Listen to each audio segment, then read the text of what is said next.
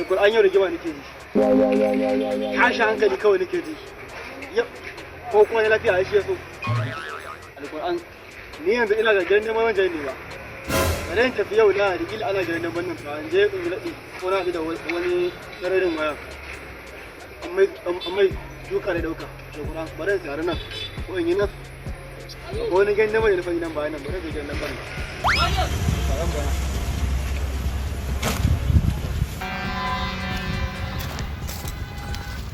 malam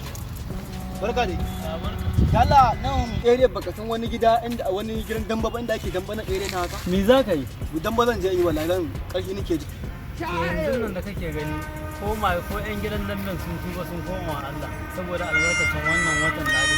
Allah idan Allah nan kusa ba gidan solo gidan drama inda ake solo haka ake drama su ma duk sun tuba sun koma ma Allah saboda albarkacin wannan watan da ake suke Allah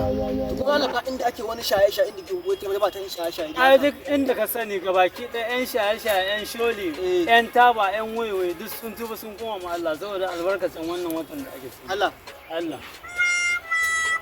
to bar kara gaba to Allah ya shirya ya anjima kai ma Allah ya shirya ya anjima ya aka ya yaron za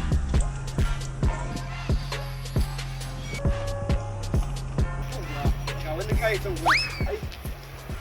yawa yadda su nake nema dama bari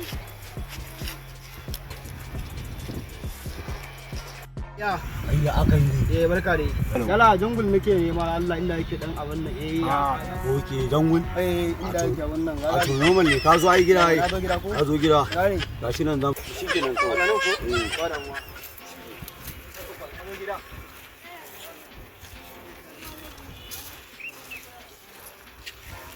da Allah da mai gidan ka koyi dan Allah ka koyi wala azumi nake ina azumi dan Allah ka taimaka min kana azumi kuma kai yau ƙarya ce wallahi da Allah ina azumi Allah ya taimaka min wayo da Allah ya taimaka min Allah no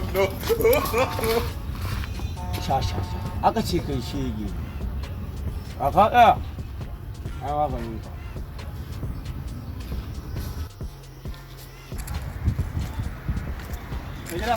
da Allah akwai fallaci nan kusa akwai masallaci daga nan jaka ranka waje ga wallahi tallahi na biyo wannan ba Allah ne wallahi tare nan gurin ga kwallon shi wallahi da duka na wallahi bayan akai musulmi ne ni ne wallahi